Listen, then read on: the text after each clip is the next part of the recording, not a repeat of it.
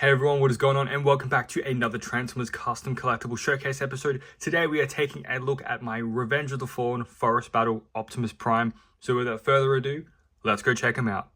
So as we can see with Optimus right here, big giant hole in his chest, we can kind of see where this is going, why I chose this specific thing. So the fun thing is I'm going to be creating a Revenge of the Fallen diorama piece based on that one specific part of the film where Optimus and Megatron have a little bit of a backstabbing attack, and dive into building a diorama. It'll be really fun, it'll be really creative, and a good new experience for me. Boy Hobby Time is a talented YouTuber and makes some of the most stunning dioramas I've ever seen. So his inspiration is something that I wanted to do for this. So enough of that now. We're going to get onto a closer look at Optimus.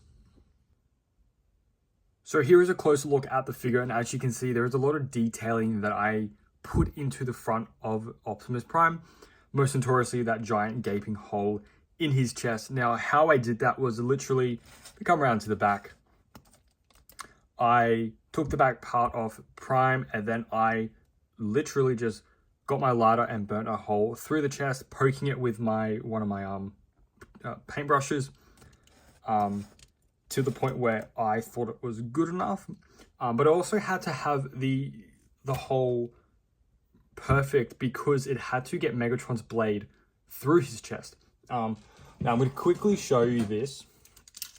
Let me get my Megatron. 1 second.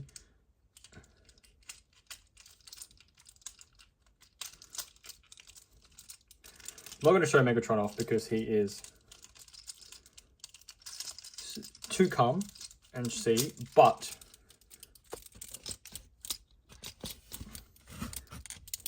that's what it should do.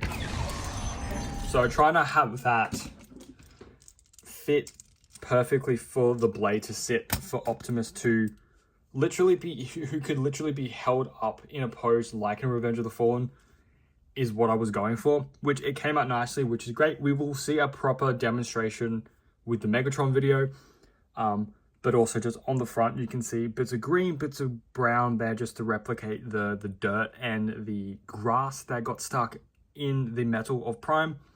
On these sides we can see some really big deep gashes in the metal. They were again heating up the blade of my little one right here and then just cutting into the metal. Did that process through most of the figure. We can see more right here on the other shoulder blade, and then also on the top bit of Prime on that side right there. Really big gash right there. More dirt and more green parts through Prime over there, just to show he got absolutely covered in mud and dirt. The paintwork I used for the generic robot parts was just a silver paint, nothing too special. I didn't really want to go too deep in the gunmetal gray area back then. This was 5 years ago, so my paint skills back then weren't as what they are now. More battle wear through this armor right here on the arm and the back as well, and that's the same for this side.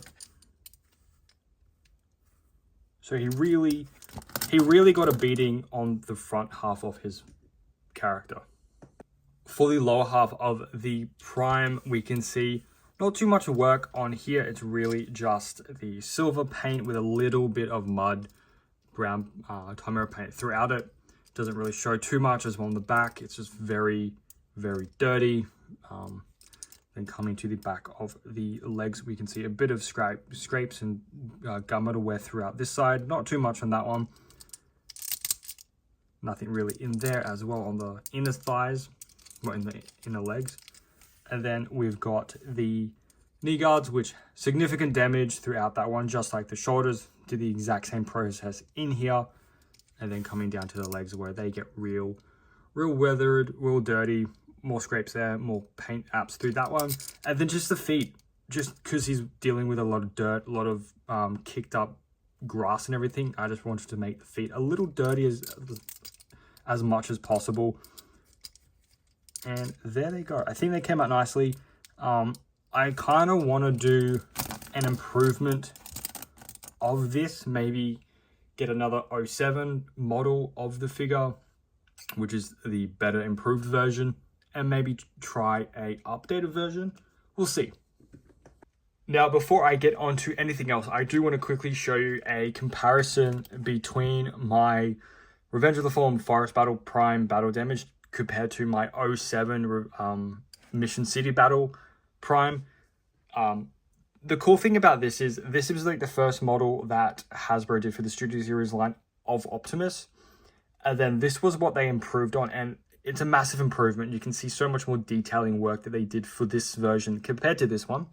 So, like I just said just before, with doing an improvement version, I might try and scout out another version of this figure and do what I did to this. But just seeing them side by side is really fun because of the level of advancement that Hasbro got to do for Prime. So, it's nice. But we aren't here for 07, we are here for our Battle Damage Revenge of the Fallen Optimus Prime.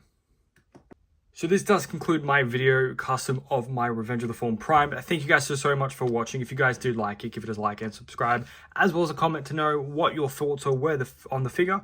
But as always, what I like to do before I finish off any video is some toy photography. So let's go work some magic.